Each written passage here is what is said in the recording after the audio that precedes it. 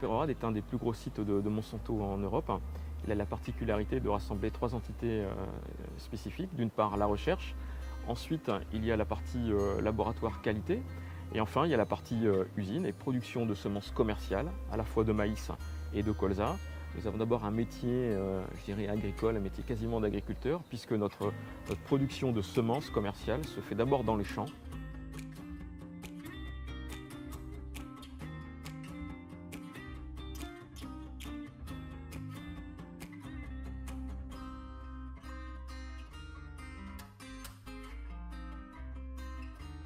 Le travail de recherche consiste à associer sur une même variété des caractères provenant de différents parents. Ça peut être productivité avec tolérance à l'averse, résistance aux maladies, résistance au stress, de façon à mettre au point des individus, des nouvelles lignées qui seront améliorées, qui seront supérieures aux ancêtres dont on est parti.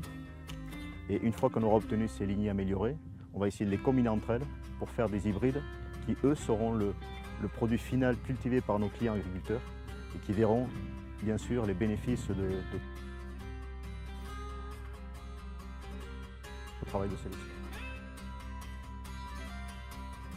On travaille sur l'Aquitaine avec 75 agriculteurs à peu près pour 2650 hectares cette année. Les agriculteurs sont autonomes dans la production de semences. C'est-à-dire qu'ils sèment, ils font toutes les opérations culturales, le suivi de la castration, de la floraison, l'irrigation, etc. Et après, on arrive au moment de la récolte, septembre-octobre, où là, on intervient avec des machines pour récolter les épis femelles. Et tout ça, toute cette production est rentrée dans nos usines.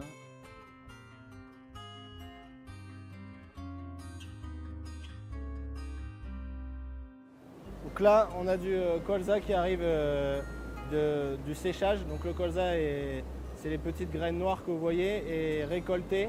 Et ensuite, on va le nettoyer, donc enlever toute la paille que vous voyez au-dessus et enlever tous les petits grains pour avoir que du grain de bonne qualité ensuite à mettre sur le marché.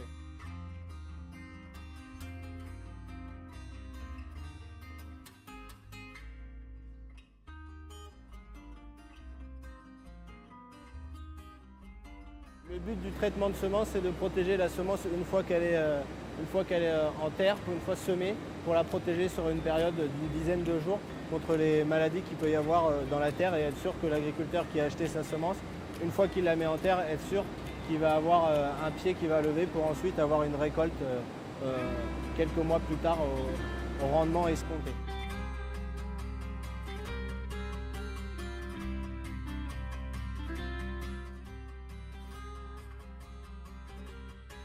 Avec un sac de colza, on peut semer environ 1 hectare de colza, ce qui permettra à l'agriculteur du coup de récolter environ, on parle aujourd'hui, on est sur des rendements entre 30 et 45 quintaux de l'hectare.